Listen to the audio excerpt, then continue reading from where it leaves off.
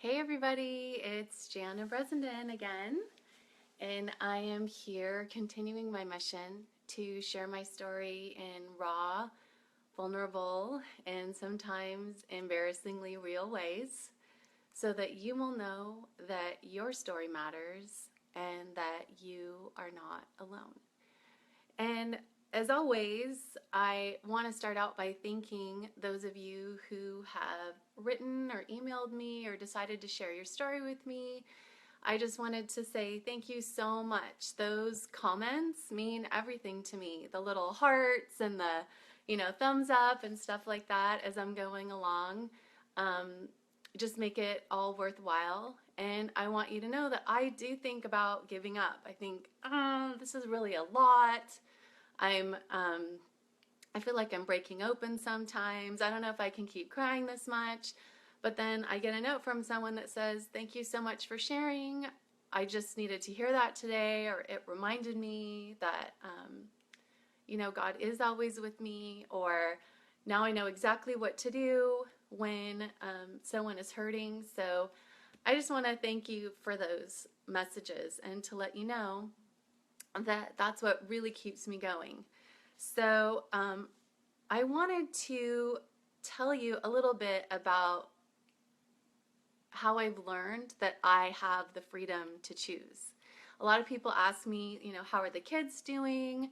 How did the kids, do when you were going through everything? And I just want you to know that it has been really hard for them, but they've been amazing with it.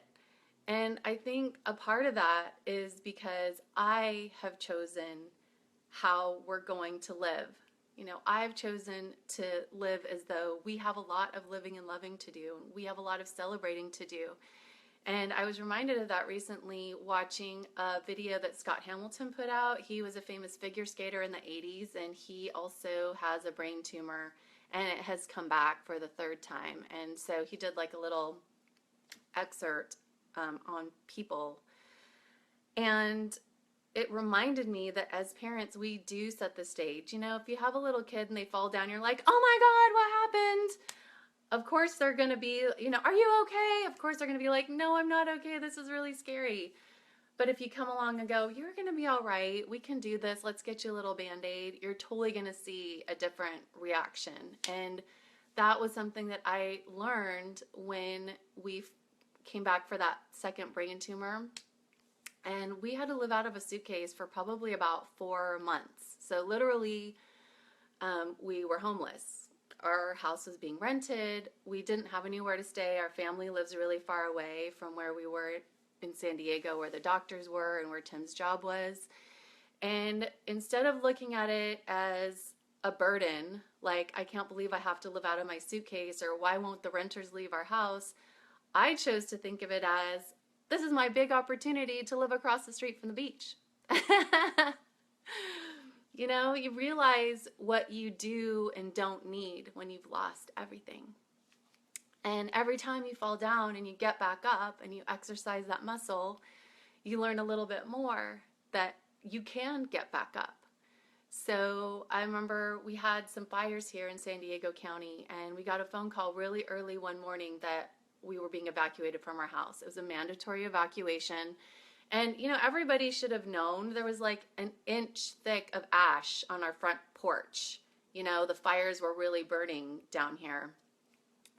And so literally within 20 minutes, I had my kids in the car, I had our photos in the car, and we were taking off. And we stopped by some of our neighbors' homes to make sure that they had gotten the message that it was time to leave. And, people are like packing their video games and Xboxes and strapping things onto the roof, crying, trying to, get themselves ready for this evacuation. And I could tell they were really scared and worried. But I can tell you that when we got the news, I really felt like everything I need is in this minivan. The people that I love, the photos that can't be replaced, my laptop maybe, because there's things that can't be erased. But, if my house was to burn down, there's nothing in here that matters that money can't get back. You know, the only thing that matters is our kids. And you know where we went? We went to Disneyland. So we turned this devastating thing into a great memory. And I can tell you that as time has gone on and I've exercised that muscle more and more and made that decision to choose to celebrate life or to choose happiness, it's just gotten easier and easier. So like, it was maybe 2 months ago, over in the summer, I had taken a group of boys with my son up to Morro Bay to a basketball tournament. And as we're driving home with these, 5 kids in the car, my car breaks down. It starts like overheating. There's smoke everywhere. It's, sputtering and what have you.